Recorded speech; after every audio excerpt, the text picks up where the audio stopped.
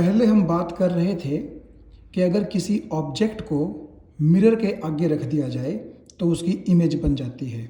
सबसे पहले आज हम ये देखते हैं कि ये ऑब्जेक्ट क्या होता है, इमेज क्या होती है। ऑब्जेक्ट जो है कोई भी ऐसी चीज़ जो या तो खुद लाइट एमिट करती है या फिर किसी और ऑब्जेक्ट के द्वारा एमिट की गई लाइट खुद पर जब उसके ऊपर गिरती है तो वो उसको रिफ्लेक्ट करती है। तो ऐसी चीज़ को हम लोग क्या बोलते हैं, ऑब्जेक्ट बोलते हैं।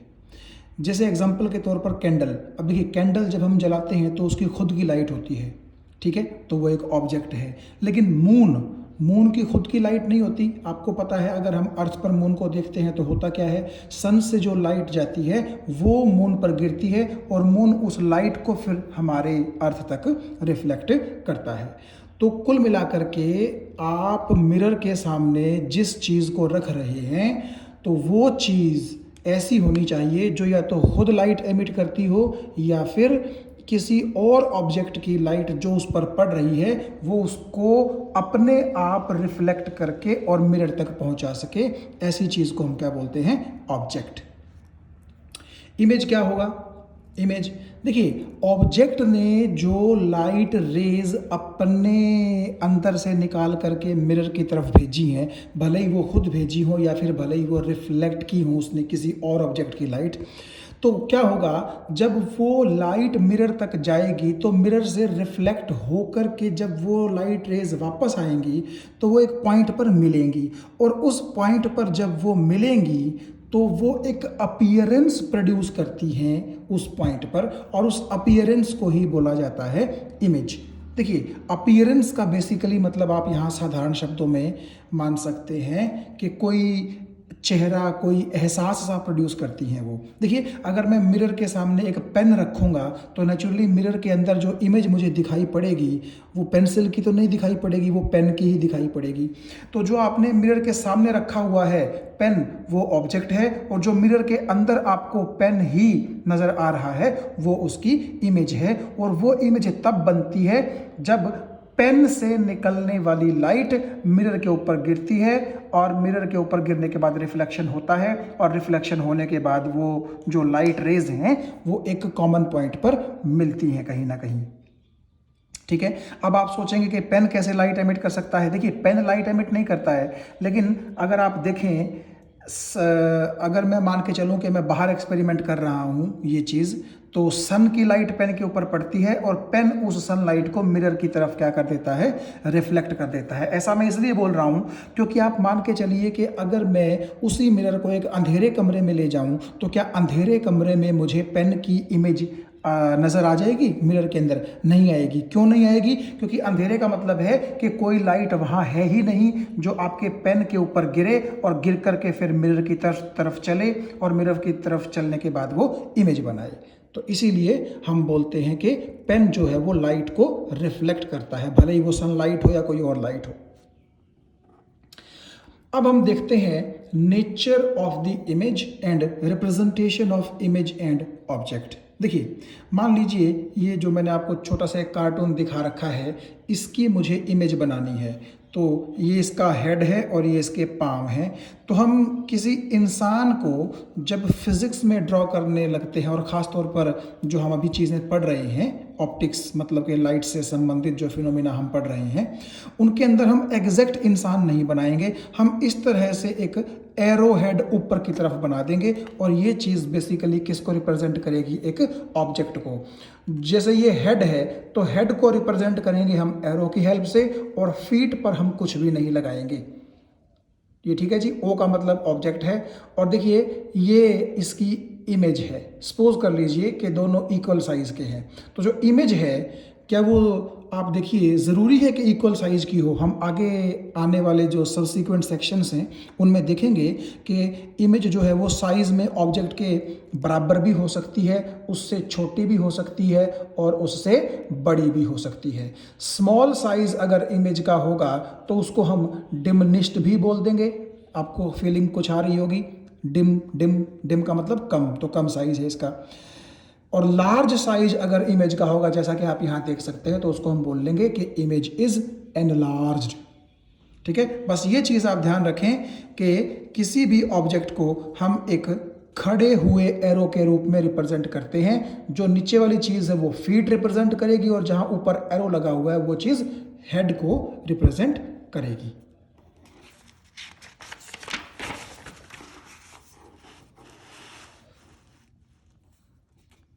तो यहां आप देखिए, अगर ऑब्जेक्ट का सिर ऊपर है और पैर नीचे है, इमेज का भी सिर ऊपर है और पैर नीचे है, तो हम बोलेंगे कि ऑब्जेक्ट के रिस्पेक्ट में जो इमेज बनी है वो सीधी बनी है। सीधी को बोलते हैं इरेक्ट। लेकिन आप देखिएगा आगे आने वाले सबसीक्वेंट सेक्शंस में मैंने जैसे कहा आपको कि अगर ऑब्जेक्ट सीधा है तो ऐसी भी सिचुएशंस आ सकती हैं कि इमेज कैसी बने, उल्टी। आप देखिए यहाँ हेड ऊपर है लेकिन यहाँ इमेज का हेड कहाँ है, नीचे। ऐसी सिचुएशन में हम बोलते हैं कि इमेज कैसी है, इन्वर्टेड है। अब रियल इमेजेस क्या होती हैं और वर्चुअल इमेजेस क्या होती हैं? देखिए, रियल इमेजेस और वर्चुअल इमेजेस में वैसे तो काफ़ी डिफरेंसेस हो सकते हैं, लेकिन एक लाइन आप मेरी जो है वो बिल्कुल ध्यान रखिएगा आपके लेवल तक, या ये कह लीजिए कि शुरू में समझने के लिए। देखिए, जब भी लाइट किसी ऑब्जेक्ट से चलती है, चाहे वो एमिट हुई हो या फिर उसने किसी और ऑब्जेक्ट की लाइट रिफ्लेक्ट की हो, तो मिरर पर पड़ने के बाद वो लाइट की रेज या तो आपस में रियलिटी में मीट करेंगी, या फिर वो अगर मीट नहीं करेंगी तो उनको बैकवर्ड थोड़ा सा बढ़ा करके पीछे मिलवाना पड़ता है। तो अगर ऐसा हो रहा है कि रिफ्लेक्शन मिरर से होने के बाद, ध्यान से सुनिए, रिफ्लेक्शन मिरर से होने के बाद अगर रेज रियलिटी में मीट करती हैं, तो हम बोलेंगे कि इमेज रियल बनी है। और अगर वो रेज रियलिटी में नहीं मीट करती हैं, बल्कि ऐसा होता है कि एक इस तरफ जा रही है, एक इस तरफ जा रही है, उनको पीछे बढ़ा करके मिलाना पड़ रहा है, आप आगे देखिएगा केसेस, तो हम तब कहेंगे कि इमेजेस कैसी हैं, वो वर्चुअल हैं। कुल मिलाकर के रेज आफ्टर रिफ्लेक्शन की बात कर रहा हूं मैं। आफ्टर रिफ्लेक्शन अगर रेज रियलिटी में मीट करती हैं तो इमेजेस रियल होंगी, और अगर वो रियलिटी में मीट नहीं कर रही हैं, उनको बैकवर्ड बढ़ा करके थोड़ा सा मिलवाना पड़ रहा है धक्के से, तो वो बोलेंगे हम के वर्चुअल इमेजेस हैं। एक चीज़ और मैं आपको बता दूं, रियल इमेजेस को स्क्रीन पर लिया जा सकता है, लेकिन वर्चुअल इमेजेस को स्क्रीन पर नहीं लिया जा सकता। हालांकि थोड़ा सा एक्सप्लेनेशन मैं इसकी बाद के सेक्शंस में जाकर के दूंगा, लेकिन फिलहाल आप एक चीज़ देखिए। मान लीजिए कि आप अपने घर में जो प्लेन मिरर है उसके आगे खड़े हैं, तो आप ऑब्जेक्ट हैं और आपको अपनी इमेज उस मिरर के अंदर नज़र आती है। लेकिन क्या मिरर के अंदर जो आपको अपनी इमेज नज़र आ रही है, आप उस इमेज को किसी भी तरीके से किसी स्क्रीन पर ले सकते हैं? स्क्रीन से मेरा मतलब है, मान लीजिए आपने एक वाइट कागज दे दिया और आप अगर चाहें कि वो इमेज आप अपनी उतार सकें कागज पे, तो क्या आप वो कर सकते हैं? आप बिल्कुल भी ऐसा नहीं कर सकते। तो जिन इमेजेस को स्क्रीन पर नहीं लिया जा सकता उनको हम वर्चुअल इमेजेस बोलते हैं, और जिनको स्क्रीन पर लिया जा सकता है उनको हम बोलते हैं रियल इमेजेस। अब देखिए, हमने यही सीखना है कि इमेज फॉर्मेशन किसी भी मिरर से किस तरह होती है। हालांकि सबसे पहले मैं आपको करवाऊंगा स्फेरिकल मिरर्स, जिसमें कन्वेक्स मिरर और कॉन्केव मिरर रहेंगे। बाद में मैं प्लेन मिरर की भी आपको इमेज फॉर्मेशन की टेक्निक करवाऊंगा।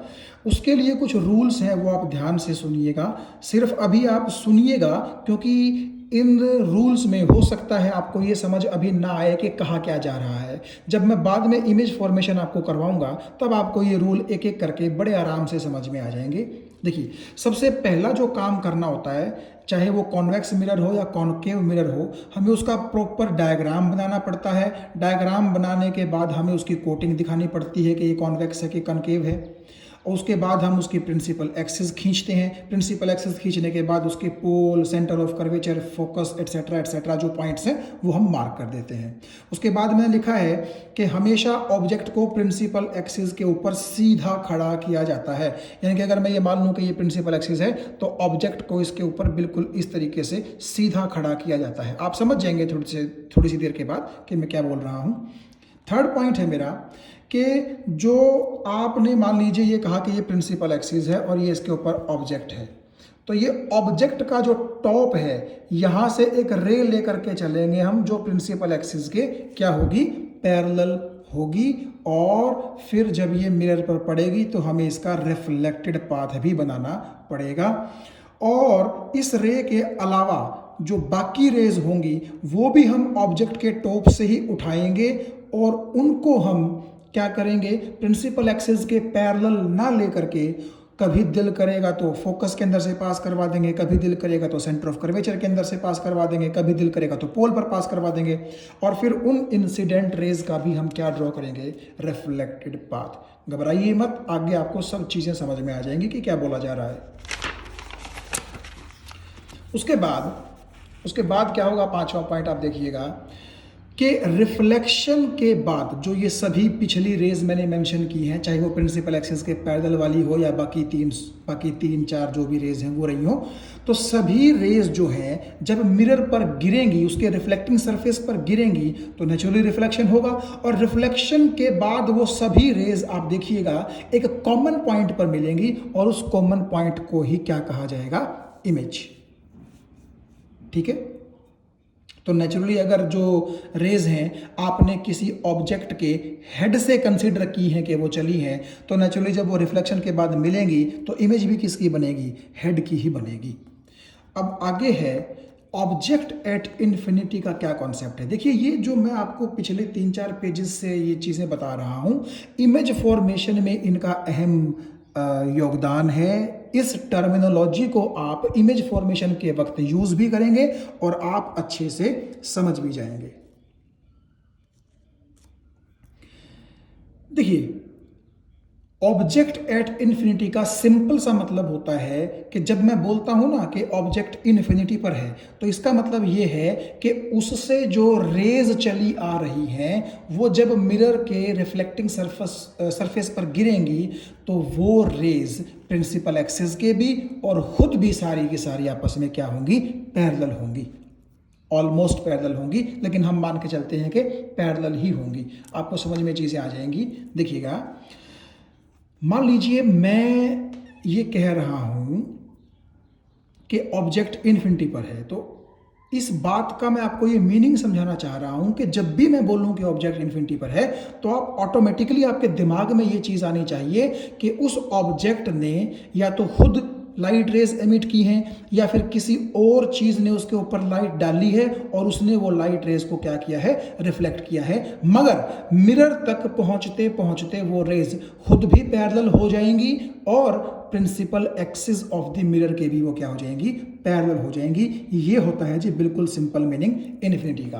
देखो मान लीजिए मैं एक मिरर के सामने अंधेरे कमरे में बैठा हूं, तो आप खुद देखिए अगर एक थर्ड पर्सन वहां पर मौजूद है तो ना वो थर्ड पर्सन मुझे देख पाएगा और ना वो मेरी इमेज को शीशे के अंदर देख पाएगा। इवन मैं खुद अपनी इमेज को शीशे के अंदर देख नहीं पाऊंगा। क्यों नहीं देख पाऊंगा? क्योंकि मैं खुद तो लाइट एमिट करता नहीं हूं, लेकिन जो लाइट मुझ पर पड़ करके रिफ्लेक्ट होनी चाहिए थी वो लाइट भी कमरे में नहीं है, क्योंकि मैंने आपसे पहले ही कहा कि मैं कहाँ हूं, डार्क में।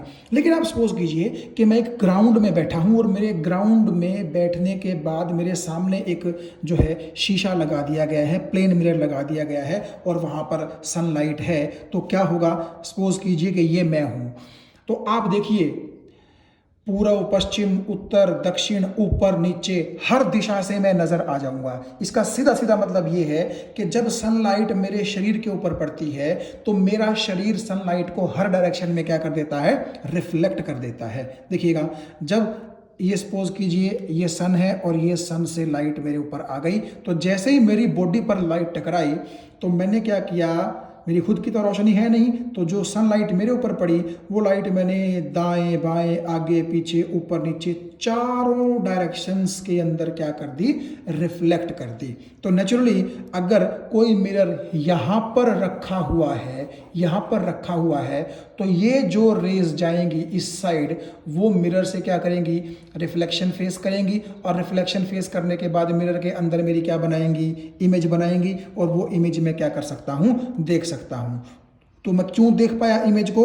क्योंकि सच में सनलाइट मेरे ऊपर पड़ी, मैंने उनको रिफ्लेक्ट किया और मेरे से रिफ्लेक्ट होने के बाद वो मिरर में गई, मिरर ने उनको रिफ्लेक्ट किया, मिरर से रिफ्लेक्शन होने के बाद वो एक कॉमन पॉइंट पर मेरी इमेज बना देंगी, जहां से मुझे क्या दिखाई देगी, मेरी इमेज दिखाई देगी।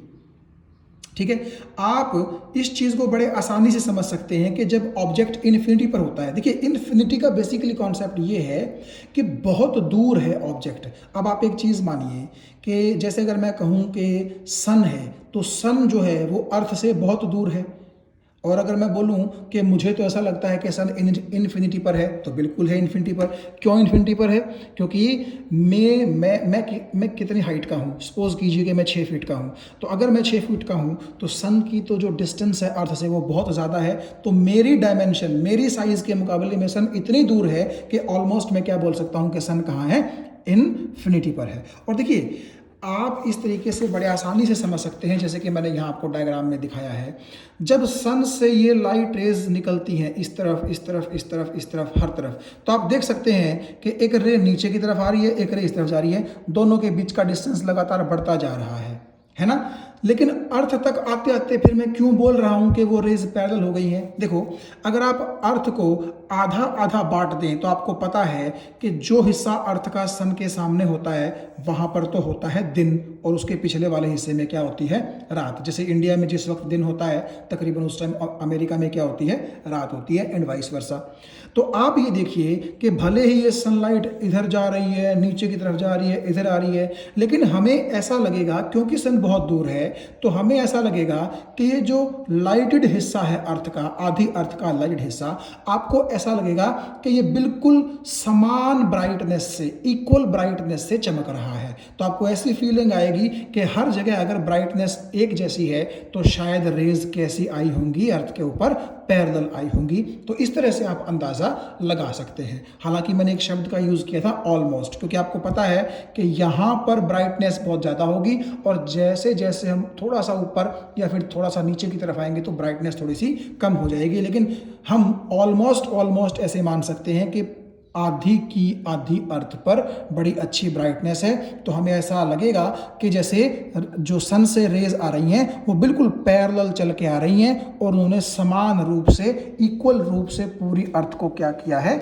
इल्यूमिनेट कर दिया है। इल्यूमिनेट का मतलब ब्राइटनेस पैदा कर दी है। अब आप देखिए, यहां मैंने इमेज फॉर्मेशन जो है वो टॉपिक शुरू किया है, और सबसे पहले मैं आपको कॉन्वेक्स मिरर किस तरह से इमेज फॉर्मेशन करता है वो बताऊंगा। और इस चैप्टर के अगले सेक्शन में, यानी कि आज नहीं उसके बाद, हम कॉन्केव मिरर की बात करेंगे। देखिए, अब वो पॉइंट्स जो 5-6 मैंने आपको पीछे बताए थे उनको भी समझने का अच्छे से टाइम आ चुका है। तो मैं आपसे ये कह रहा हूं कि ये देखिएगा ध्यान से आप, ये मैंने मिरर बनवा लिया, ये कॉन्वेक्स मिरर है, आप देख सकते हैं। इसका रिफ्लेक्टिंग सरफेस इस तरफ है, बाहर की तरफ उभरा हुआ है, बल्ज्ड आउट है या कर्व्ड आउटवर्ड्स है, ठीक है। अंदर की तरफ कोटिंग कर रखी है, और मैंने ये इसकी प्रिंसिपल एक्सिस ड्रॉ कर दी, centre of curvature, focus, pole, etcetera etcetera, ये पॉइंट्स मैंने मार्क कर दिए। तो आप याद कीजिए, पहला पॉइंट यही मैंने लिखा था, ठीक है। उसके बाद मैंने लिखा था कि आप ऑब्जेक्ट को हमेशा प्रिंसिपल एक्सिस के ऊपर रखेंगे। तो देखो, मैं क्या करता हूं, ऑब्जेक्ट को ना तो पोल के ज्यादा पास लेके आ रहा और ना ही पोल से ज्यादा दूर यानी कि इन्फिनिटी तक लेके जा रहा। तो मेरा काम है कि मैं ऑब्जेक्ट को इन्फिनिटी और पोल के कहां रखूं, बीच में। बीच का मतलब ये नहीं होता कि एग्जैक्ट बीच में रखना है, वो थोड़ा सा आगे या थोड़ा सा पीछे आप अपनी कन्वीनियंस के अकॉर्डिंग रख सकते हैं। लेकिन मीनिंग उस चीज का ये है कि आपने ना ही तो उसको पोल के बिल्कुल पास रखा है और ना ही पोल से बहुत दूर यानी कि इनफाइनाइट डिस्टेंस पर रखा है, आपने कहीं ना कहीं मिडवे रखा है। और देखिएगा, ये मैंने आपको बताया था, ये जो एरो लगा हुआ है ये ऑब्जेक्ट का टॉप है यानी कि उसका हेड है, और ये पॉइंट बी उसके पैर हैं यानी कि फीट हैं। तो आप देखिए, प्रिंसिपल एक्सिस के ऊपर सीधा मैंने ऑब्जेक्ट को खड़ा कर रखा है। तो आप एक बार फिर से अगर देखें ध्यान से उन पॉइंट्स को, तो मैंने यही कहा था कि पहले तो आप एक रेस्पेक्टिव मिरर ड्रॉ कर लीजिए, चाहे कन्वेक्स या कनकेव, ठीक है। उसके pole, centre of curvature, focus etcetera और प्रिंसिपल एक्सिस मार्क कीजिए। उसके बाद place the object above the principal axis. हमें हमेशा ऑब्जेक्ट को प्रिंसिपल एक्सिस के कहाँ रखना होता है, ऊपर। अब अगली जो चीज़ है वो मैं आपको बताता हूँ कि मैंने पहली चीज़ जो बोली है कि ऑब्जेक्ट के हेड से प्रिंसिपल एक्सिस के पैरेलल एक रे लेके चलें और उसके बाद जो ऑब्जेक्ट के हेड से रे लेके चलेंगे वो हम सी, एफ या पी पर मार्क कर सकते हैं। इसका मीनिंग देखिएगा क्या रहेगा। अब ये देखिए मैंने क्या किया, ये ऑब्जेक्ट का टॉप है, ऑब्जेक्ट के टॉप से मैंने ये एक रे लेके चला इस तरह इस तरह इस तरह इस तरह, और यहाँ इस पॉइंट पर वो रे इंसिडेंट हो गई। अब सबसे पहली बात तो ये है, बच्चे सोचते हैं कि ये रे आई कहाँ से। देखो भाई, आप सपोज कर लो कि ऊपर जो है सन है और उस सन से लाइट आ रही है इस ऑब्जेक्ट पर, और जब लाइट इस ऑब्जेक्ट पर आएगी तो ये ऑब्जेक्ट चारों डायरेक्शंस में उस लाइट को क्या कर देगा, रिफ्लेक्ट करेगा। तो ऑब्जेक्ट यहां ऊपर इस तरफ इस तरफ इस तरफ इस तरफ इस तरफ इस तरफ इस तरफ इस तरफ चारों डायरेक्शंस में लाइट एमिट करेगा। एमिट से मेरा मतलब है इससे आने वाली लाइट को रिफ्लेक्ट कर देगा। चलिए इसको मारो गोली 1 मिनट के लिए, आप सोच लो कि ऑब्जेक्ट ने खुद ही लाइट एमिट की है, ठीक है। तो हम क्या करेंगे, जो लाइट पीछे गई, ऊपर गई, नीचे गई, उनको कंसीडर नहीं करेंगे। क्यों नहीं कंसीडर करेंगे? क्योंकि हमारा मिरर है इस साइड, तो नेचुरली जो लाइट की रेज मिरर पर गिर करके रिफ्लेक्शन करेंगी वही तो इमेज बनाएंगी। मैंने आपसे कहा था कि जहां पर ये इंसिडेंट रेज गिरती हैं और फिर रिफ्लेक्ट होती हैं, और रिफ्लेक्ट होने के बाद जिस पॉइंट पर वो मिलती हैं वहीं पर इमेज बनती है। तो हमारे काम की तो सिर्फ इस साइड की रेज है ना हम ऊपर वाली रेज को कंसीडर करते, ना नीचे वाली को कंसीडर करते, और ना ही इस तरफ वाली को कंसीडर करते, क्योंकि हमारा उनसे कोई लेना देना है नहीं। और सबसे पहले आप देखिए कि मैंने ऑब्जेक्ट के टॉप से इसी रे को क्यों कंसीडर किया, क्योंकि मैंने आपको पहले बता दिया है कि जो रे प्रिंसिपल एक्सिस के पैरेलल होगी तो वो रिफ्लेक्शन के बाद कुछ ऐसी डायरेक्शन में जाएगी कि जब आप उसे पीछे की तरफ बढ़ाएंगे तो आपको ऐसा लगेगा कि जैसे वो फोकस में मिल रही है जाकर के। हालांकि कॉनकेव में तो क्या होता था, डायरेक्ट फोकस में मिलती थी जाकर के, लेकिन क्योंकि ये कॉनकेव नहीं है, कॉन्वेक्स है, तो आप क्या समझेंगे कि ये रे ऑब्जेक्ट के टॉप से निकली, this is the point of incidence, और पॉइंट ऑफ इंसिडेंस के बाद ये रिफ्लेक्ट होकर के इस तरफ चली गई। और जब मैं इसको पीछे बढ़ा रहा हूं तो मुझे ऐसा लग रहा है कि जैसे ये कहां से निकली है, फोकस से निकली है। इस डॉटेड लाइन को मैंने इसीलिए डॉटेड किया है क्योंकि ये जस्ट एक इमेजिनेशन है कि अगर मैं इसको पीछे बढ़ाता तो ये यहां एफ पर मिलती।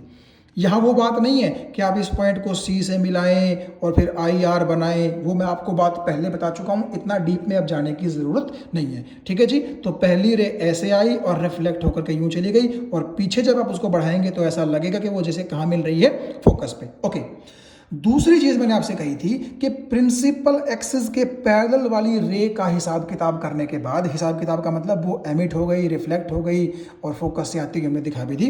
इस हिसाब किताब के बाद हम जो बाकी 2-3 रेज जो है ऑब्जेक्ट से निकालते हैं वो नेचुरली निकालनी तो हमें इसी तरफ पड़ेंगी, क्योंकि इसी तरफ वो जो है ना आपके रिफ्लेक्टिंग सरफेस को हिट करके रिफ्लेक्ट कर सकती है, ठीक है। लेकिन हम बहुत सारी रेज जो है वो नहीं लेते, केवल 2-3 रेज लेते हैं। एक मैं ले चुका हूं। अच्छा, दूसरी देखिएगा आप, दूसरी रे अगर मैं इसको बोल दूं रे नंबर 1, अगर मैं इसको बोल दूं रे नंबर 1, तो रे नंबर 2 आप इसको कंसिडर कीजिए। रे नंबर 2 कैसे कंसिडर कीजिए, मैंने आपको बताया था कि अगर ऑब्जेक्ट के टॉप से हम एक ऐसी रे लें जानबूझ करके जो बिल्कुल आप देख सकते हैं सेंटर ऑफ कर्वेचर की सीध में है एग्जैक्ट, तो मैंने आपसे कहा था कि अगर ये आपका पॉइंट ऑफ इंसिडेंस है, ये आपका पॉइंट ऑफ इंसिडेंस है, तो सी को जब आप यहाँ मिलाएंगे तो ये नॉर्मल हो गया। तो रे जब आ रही है तब भी आई 0 है, तो नेचुरली आर भी 0 होगा, तो ये अपना पाथ क्या कर जाएगी, रिट्रेस कर जाएगी। तो ये दूसरी रे है।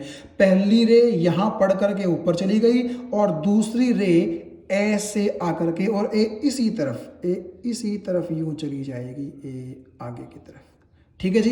2 रेज हमने इंसिडेंट भी करवा दी और रिफ्लेक्ट भी करवा दी। अब तीसरी रे देखिए, मैंने आपसे कहा था कि हम जो है सी पर तो गिरा ही चुके हैं और अब हम गिरवा देते हैं कहाँ, पोल पर।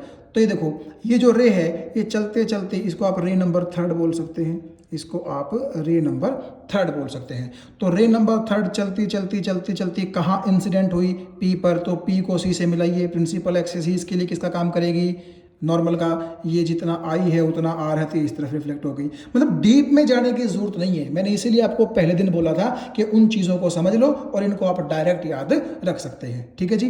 तो ये रे आपकी चलती ऐसे आई और ये आपकी इस तरफ जा रही है। अब एक खास बात आप अगर देखें तो मैंने ऑब्जेक्ट के टॉप से केवल 3 रेज को कंसीडर किया है और तीनों रेज को सबसे पहले मैंने क्या किया, मिरर के ऊपर इंसिडेंट करवाया और जब मिरर से इनका रिफ्लेक्शन हुआ तो अब गौर कीजिए कौन सी रे कहाँ जा रही है। देखो ये ऊपर की तरफ जा रही है, ये आपकी इस तरफ जा रही है, ये आपकी इस तरफ जा रही है। आप समझ गए होंगे। अगर मैं इस तरफ की बात करूं, इस तरफ की बात करूं तो इस साइड में यानी कि लेफ्ट हैंड साइड में इन रेज के मिलने का कोई चांस नहीं है, क्योंकि ये इस तरफ जा रही है और ये आपकी रे जो है वो इस तरफ जा रही है, ये नीचे की तरफ आ रही है, तो डाइवर्ज हो रही है आपस में।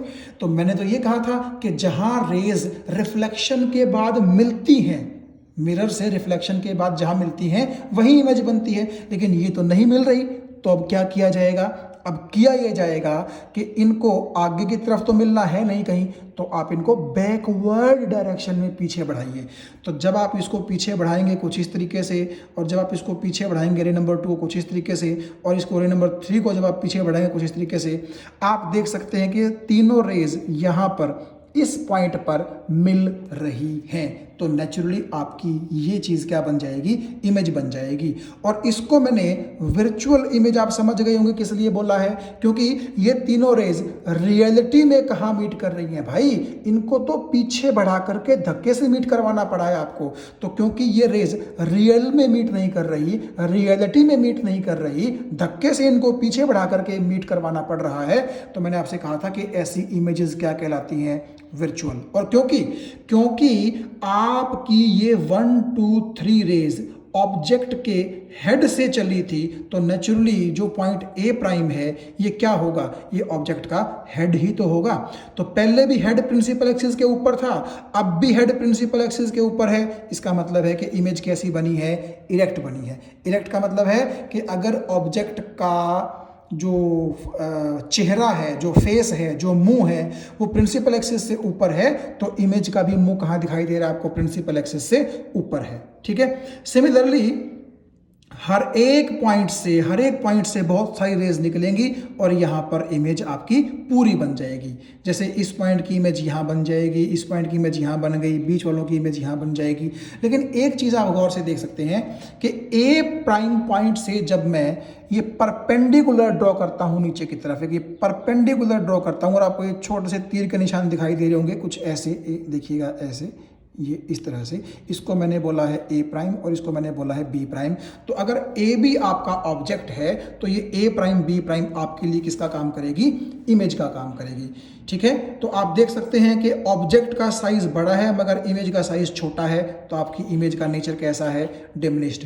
यही तो हमने देखना था कि नेचर कैसा है। तो नेचर कैसा है कि साइज में ऑब्जेक्ट से छोटी है यानी कि डिमिनिश्ड है, मगर ऑब्जेक्ट अगर सीधा है तो इमेज भी सीधी है यानी कि इरेक्ट है। लेकिन क्योंकि रेज रियलिटी में मीट नहीं कर रही, पीछे धक्के से बढ़ा करके मीट करवाना पड़ रहा है, तो इमेज कैसी है जी, वर्चुअल है। और देखिएगा मिरर के पीछे आप देखिए पोल और फोकस के बीच में बनी है इमेज, तो इसका मतलब है कि लोकेशन ऑफ इमेज कहाँ आ जाएगी, behind mirror between P and F। और लोकेशन ऑफ ऑब्जेक्ट कहाँ थी, बियॉन्ड P। बियॉन्ड P का मतलब होता है P के पीछे की तरफ। ठीक है। लेकिन आप P के पीछे का तरफ का मतलब है कि आपका ऑब्जेक्ट यहाँ भी हो सकता है, यहाँ भी हो सकता है, यहाँ भी हो सकता है, यहाँ भी हो सकता है, यहाँ भी हो सकता है। ना तो वो बिल्कुल P पे होगा और ना वो बिल्कुल इन्फिनिटी पर होगा। तो आप लोकेशन ऑफ ऑब्जेक्ट में बियॉन्ड P की बजाय बिटवीन इन्फिनिटी एंड P भी लिख सकते हैं, वो बात एक ही होगी।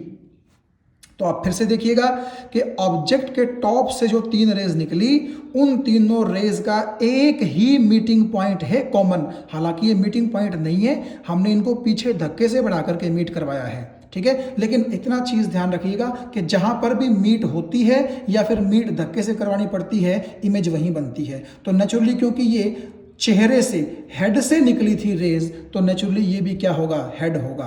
तो हेड की इमेज यहाँ बन गई। इसी तरह से बाकी अंगों की और बाकी फीट की इमेजेस भी यूं बनती चलेगी। तो सबसे पहला काम आपको क्या करना होता है, मीटिंग पॉइंट से एक परपेंडिकुलर नीचे की तरफ ड्रॉ कर देना होता है, वो आपकी इमेज को रिप्रेजेंट करेगी। So if A B is object then A prime B prime is image.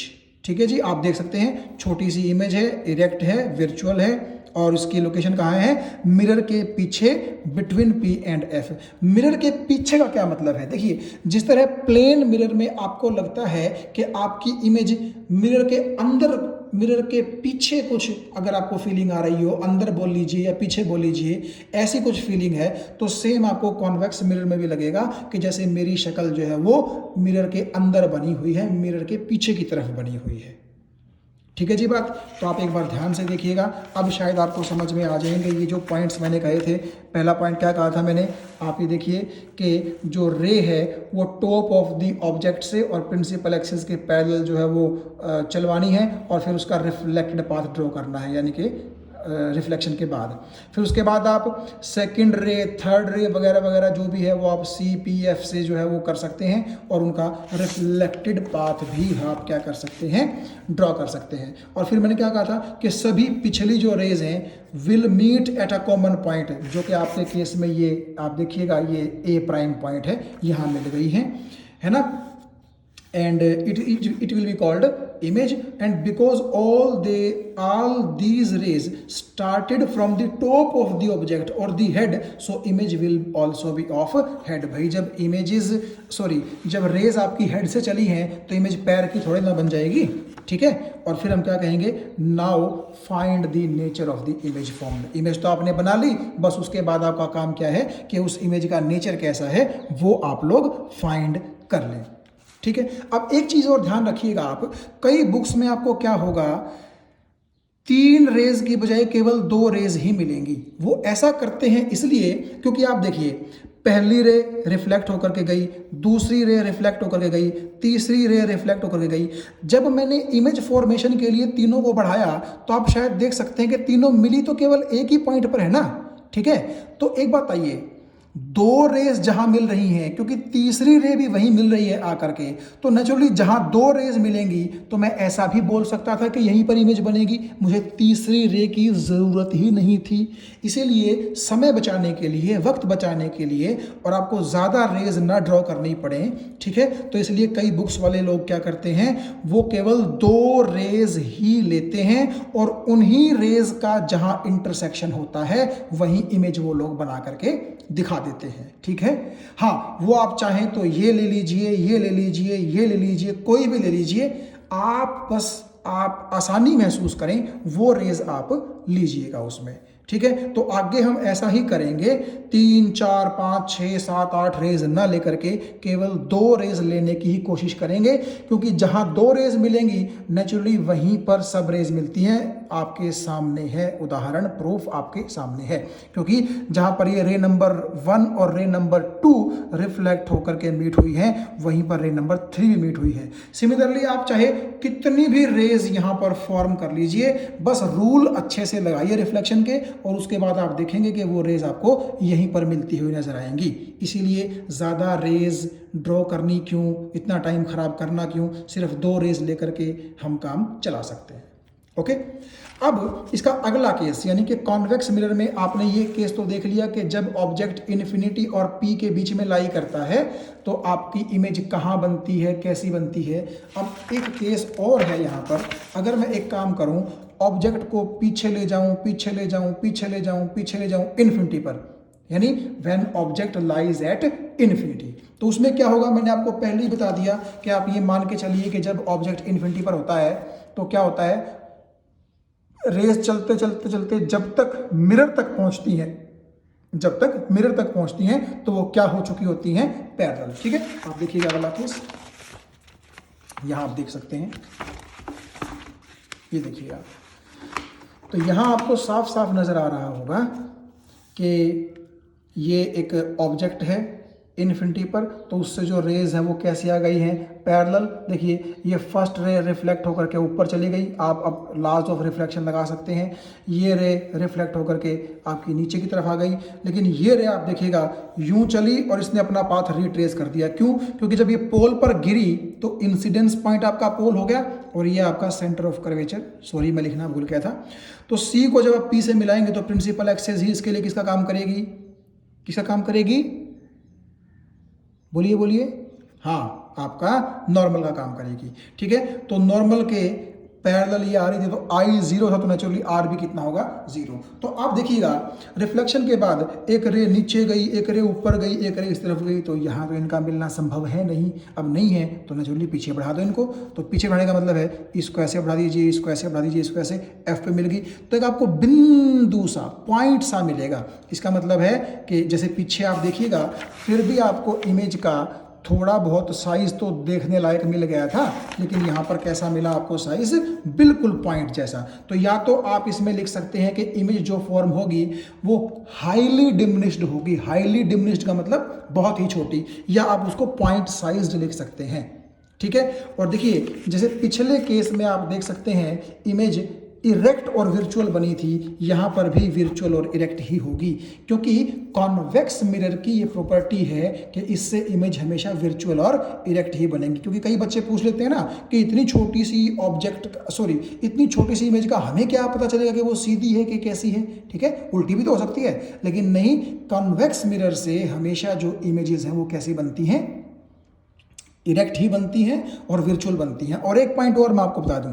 जो इमेज विर्चुअल होगी वो हमेशा इरेक्ट होगी, या वाइस वर्सा भी सच है, जो इमेज हमेशा इरेक्ट होगी वो विर्चुअल भी होगी। इन दोनों के बीच में बिल्कुल ज़बरदस्त रिलेशन है ये, क्योंकि जो इमेज इन्वर्टेड होगी ना वो रियल होगी पक्का। ये आप आने वाले सेक्शंस में देख सकते हैं। ओके, तो ऑब्जेक्ट कहाँ था जी, इन्फिनिटी पर, ये आपका नेचर रहा जी इमेज का। और इमेज बनी कहाँ है, अगेन आप देखिए मिरर के पीछे एट एफ, तो ये हो गया।